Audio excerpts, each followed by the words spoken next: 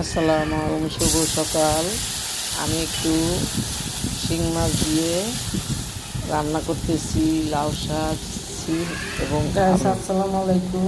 তো আমি শিং মাছ ওজন দিয়ে করেছিল সিমটা, একটু আলু দিয়ে লাউ একটু শাক আলু দিয়ে দিয়ে রান্না করতেছি। লাউ একটু শাক আদা দিয়ে রসুন রান্না বাটা হালকা করতেছি। দিলাম, একটু আদা রসুন বাটা হালকা দিলাম, একটু হলুদ দিয়ে দিলাম পরিমাণ অল্প হলুদ দিয়ে শাকে, দিলাম পরিমাণ অল্প হলুদ দিব শাকে, কাঁচামরিচ দিয়ে রান্না করে পরিমাণ কাঁচামরিচ দিয়ে রান্না করে স্বাদ মতো দিব না, লবণ দিয়ে দিচ্ছি। স্বাদ মতো লবণ দিয়ে দিচ্ছি। শিং মাছটা দিয়ে আমি শিং মাছটা দিয়ে আমি রান্না করবো। নাড়াচাড়া করে রান্না করব।